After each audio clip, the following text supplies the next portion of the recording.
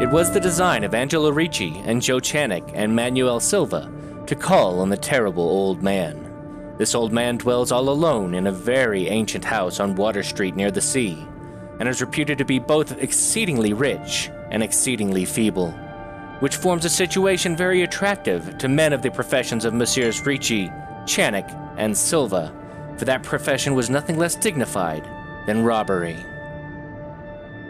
The inhabitants of Kingsport say and think many things about the terrible old man, which generally keep him safe from the attention of gentlemen like Mr. Ricci and his colleagues, despite the almost certain fact that he hides a fortune of indefinite magnitude somewhere about his musty and venerable abode. He is in truth a very strange person, believed to have been captain of an East India clipper ships in his day, so old that no one can remember when he was young, and so taciturn that few know his real name. Among the gnarled trees in the front yard of his aged and neglected place, he maintains a strange collection of large stones, oddly grouped and painted so that they resemble the idols in some obscure Eastern temple. This collection frightens away most of the small boys who love to taunt the terrible old man about his long white hair and beard, or to break the small paned windows of his dwelling with wicked missiles. But there are other things which frighten the older and more curious folk, who sometimes steal up to the house to peer in through the dusty panes. These folks say that on a table in a bare room on the ground floor are many peculiar bottles, in each a small piece of lead suspended pendulum-wise from a string. And they say that the terrible old man talks to these bottles, addressing them by names such as Jack, Scarface, Long Tom, Spanish Joe, Peters, and Mate Ellis, and that whenever he speaks to a bottle, the little lead pendulum within makes certain definite vibrations as if in answer.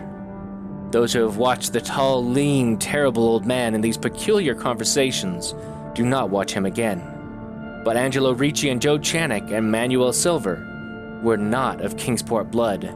They were of that new and heterogeneous alien stock which lies outside the charmed circle of New England life and traditions, and they saw in the terrible old man merely a tottering, almost helpless graybeard, who could not walk without the aid of his knotted cane, and those thin, weak hands shook pitifully. They were really quite sorry in their way for the lonely, unpopular old fellow, whom everybody shunned, and at whom all the dogs barked singularly. But business is business, and to a robber whose soul is in his profession, there is a lure and a challenge about a very old and very feeble man who has no account at the bank, and who pays for his few necessities at the village store with Spanish gold and silver minted 2 centuries ago. Messrs. Ricci, Chanik, and Silva selected the night of April 11th for their call.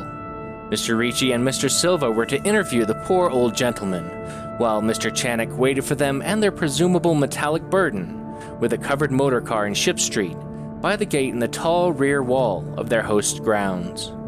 Desire to avoid needless explanations in case of unexpected police intrusions prompted these plans for a quiet and unostentatious departure. As prearranged, the 3 adventurers started out separately in order to prevent any evil-minded suspicions afterward.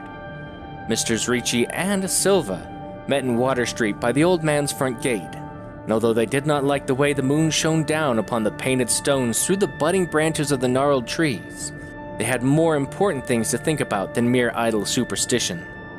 They feared it might be unpleasant work making the terrible old man loquacious concerning his hoarded gold and silver, for aged sea captains are notably stubborn and perverse. Still, he was very old and very feeble, and there were 2 visitors. Messrs. Ricci and Silva were experienced in the art of making unwilling persons voluble, and the screams of a weak and exceptionally venerable man can be easily muffled.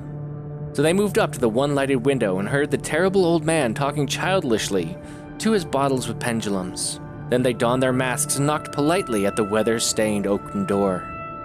Waiting seemed very long to Mr. Chanik as he fidgeted restlessly in the covered motor car by the terrible old man's back gate in Ship Street. He was more than ordinarily tender-hearted, and he did not like the hideous screams he had heard in the ancient house just before the hour appointed for the deed. Had he not told his colleagues to be as gentle as possible with the pathetic old sea captain? Very nervously, he watched the narrow oaken gate in the high and ivy-clad stone wall. Frequently, he consulted his watch and wondered at the delay. Had the old man died before revealing where his treasure was hidden, and had a thorough search become necessary? Mr. Channick did not like to wait so long in the dark in such a place.